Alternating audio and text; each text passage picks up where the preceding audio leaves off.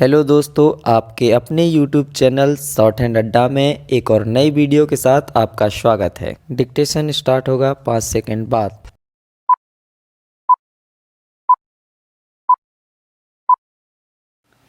अध्यक्ष महोदय, मैं आपको एक और बात बतलाना चाहती हूँ और वह यह है कि कृषि विभाग को योजना आयोग ने बहुत गलत रास्ते में बिठा दिया है।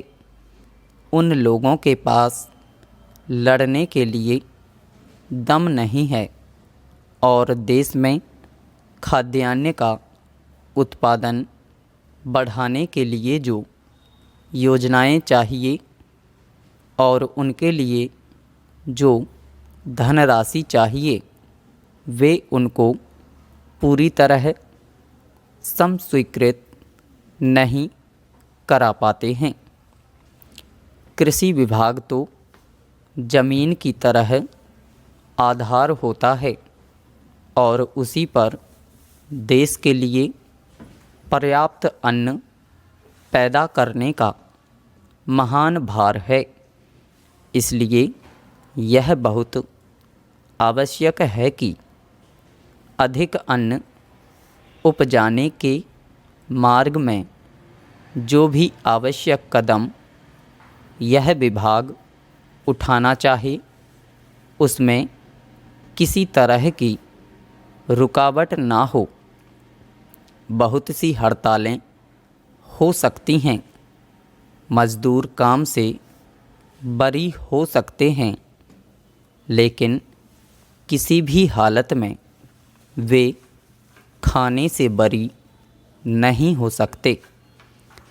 अब हम देखते हैं कि मिलों और कारखानों में हड़तालें हो जाती हैं, छुट्टी हो जाती है तो आम काम के दिनों की अपेक्षा लोग उन दिनों में ज़्यादा खाना खाते हैं, ज़्यादा दावतें करते हैं।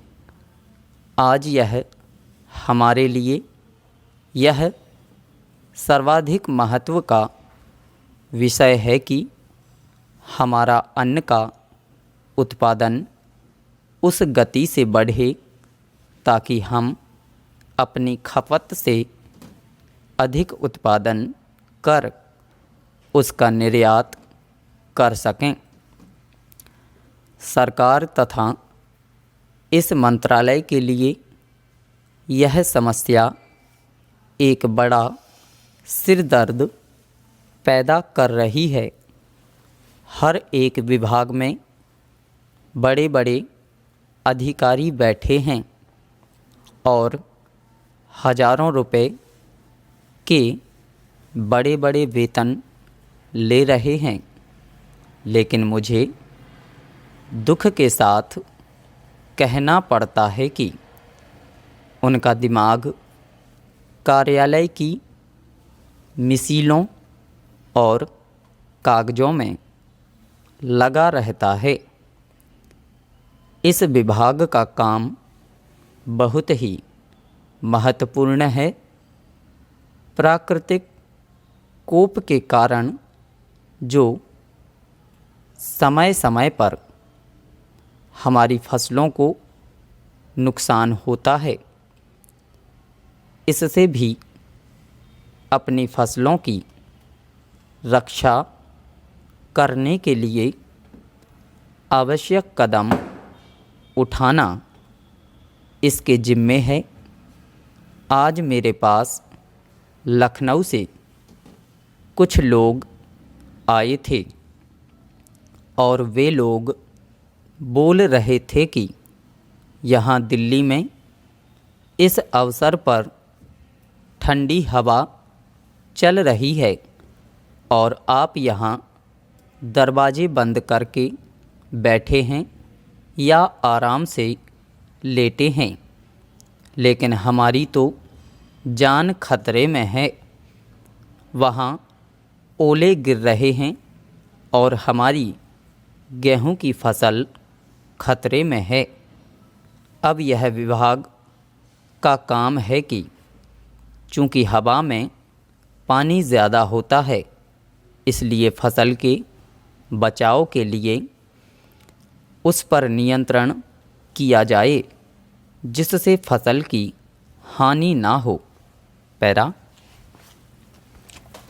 अध्यक्ष महोदय, जिस भावना से मैंने यह बिल पेश किया है उसको विरोधी पक्ष के लगभग सभी सदस्यों ने एक मत से महसूस किया है कि देश में बेकारी की जो समस्या है वह एक भयंकर समस्या है और उसके कारण हमारे देश का विकास, चाहे वह सामाजिक हो, आर्थिक हो या सांस्कृतिक, रुका हुआ है और ऐसी स्थिति में हम आगे बढ़ नहीं सकते हैं। इसी प्रकार से इस परिस्थिति का निर्माण हम पिछले 54 वर्षों से देख रहे हैं।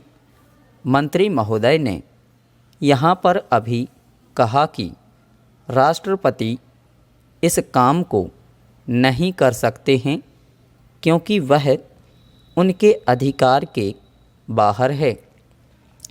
आप राज्यों में राज्यपाल शासन स्थापित करते हैं जब यह देखते हैं कि किसी राज्य में वहाँ की व्यवस्था, वहाँ का विकास ठीक नहीं हो रहा है, जब किसी राज्य में गड़बड़ी फैल रही हो, विकास का काम समाप्त हो गया हो और जिम्मेदारी से लोग काम ना करते हों तो वहाँ पर राज्यपाल शासन स्थापित किया जाता है। ऐसे बहुत से उदाहरण हमारे देश में मौजूद हैं। उसी प्रकार से हमारे राष्ट्रपति हैं और अगर देश में इस तरह की स्थिति वर्षों तक चले तो कोई कारण नहीं है आपात के रूप में राष्ट्रपति इस देश की सुरक्षा के लिए, इस देश की उन्नति के लिए जिम्मेदारी अपने हाथ में ना ले सकें।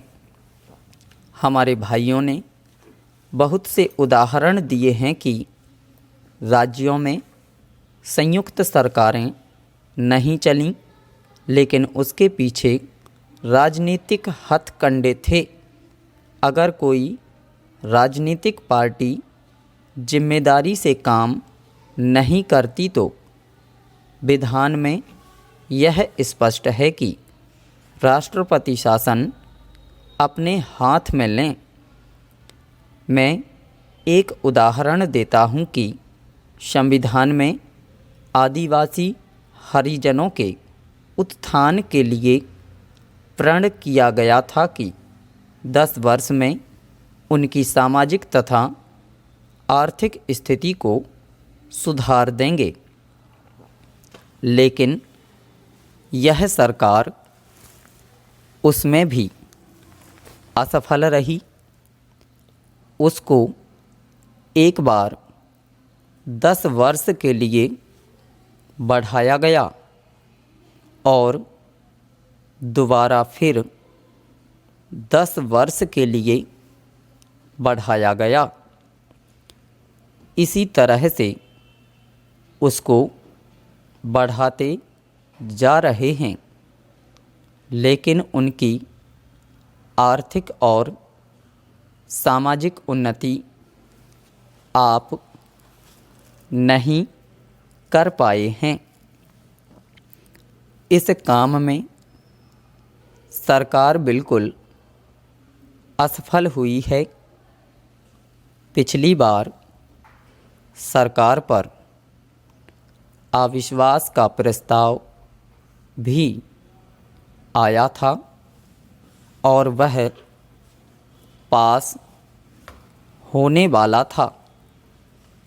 इसलिए मेरा कहना है कि हमारे देश में यह जो बेकारी की समस्या है वह बहुत ही भयंकर समस्या है।